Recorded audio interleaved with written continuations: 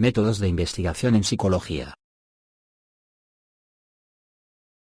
En cuanto a la metodología utilizada, la psicología ha discurrido tradicionalmente por dos opciones de investigación: método cuantitativo y el método cualitativo. Los métodos empleados dentro de esta perspectiva son los siguientes: investigación correlacional, investigación experimental, observación naturalista, estudio de casos, entrevista y encuesta.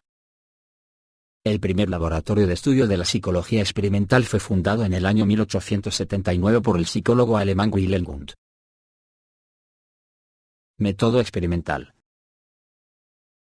Fue el método empleado por los conductistas. Muy empleada por Wundt y sus discípulos. Sus características son: es un trabajo en laboratorio, con condiciones controladas. Se utilizan aparatos de medida. Los pasos de este método son plantear un tema de investigación, después, plantear una hipótesis como respuesta a las cuestiones a estudiar, con dos variables: la variable dependiente, por ejemplo, la atención que se presta en una clase, y la variable independiente, la temperatura que hay en una clase y condiciona la atención. Un ejemplo de experimento en laboratorio sería la relación entre la emoción ante una persona o situación determinadas y el número de latidos por minuto. Método observacional. Consiste en recoger información a través de la vista y el oído, fundamentalmente.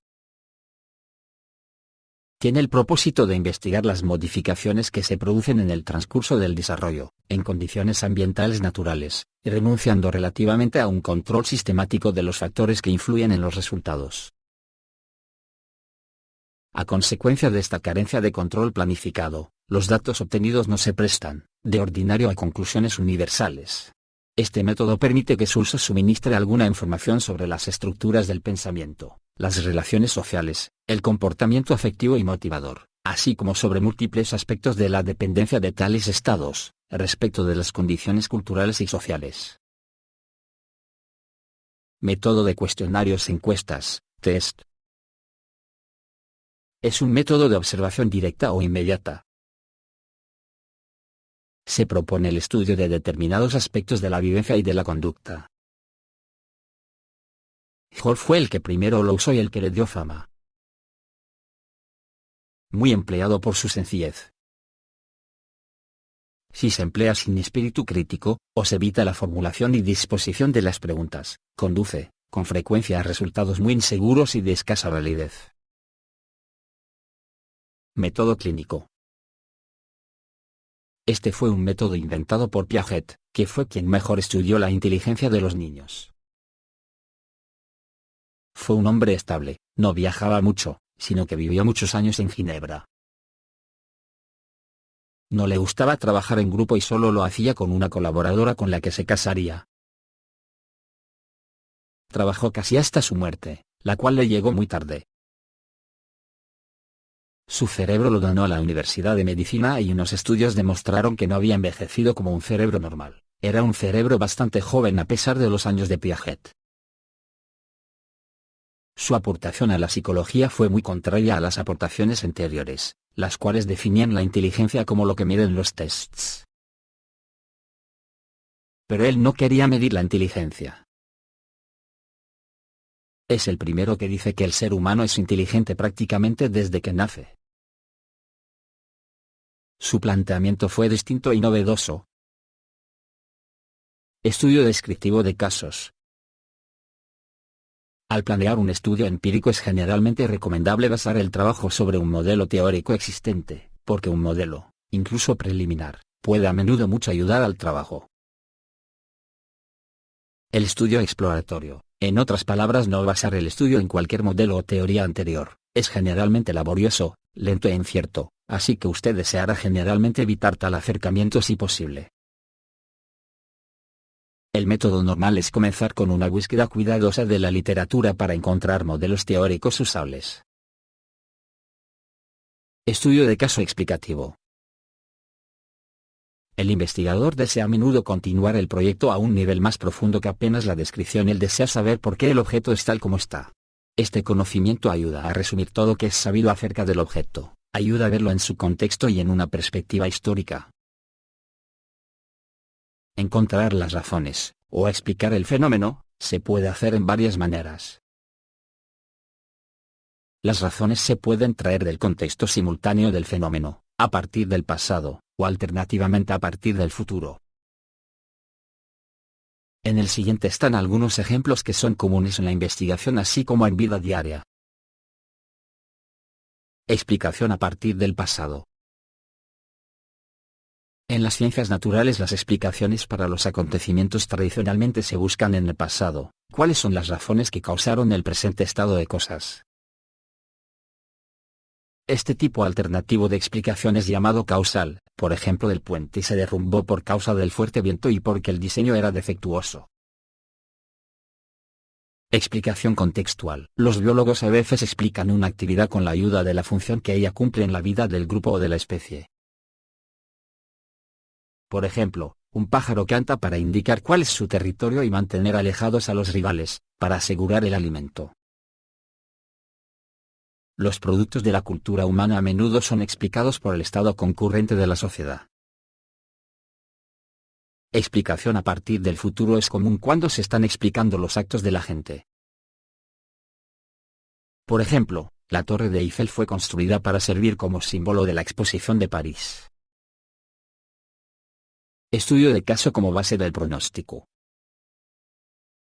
Cuando el propósito de un estudio de caso es ayudar al pronosticar el futuro del objeto o del fenómeno, primero de todo hay que definir qué características del estado futuro de cosas están interesando y serán incluido en el pronóstico. Los datos recientes sobre estos obviamente son de importancia primaria como base para el pronóstico. ¿Qué otro material se necesita para pronosticar? Depende de cuál método de pronosticar que se piensa utilizar. Esto, en cambio, depende de cómo es fuerte un modelo teórico que usted tenga acerca del desarrollo futuro previsto y sus relaciones internas. Una base fuerte para pronosticar está un modelo que explica el fenómeno, enumerando sus razones y sus resultados, es decir, definiendo la invariante dinámica del proceso que se predirá.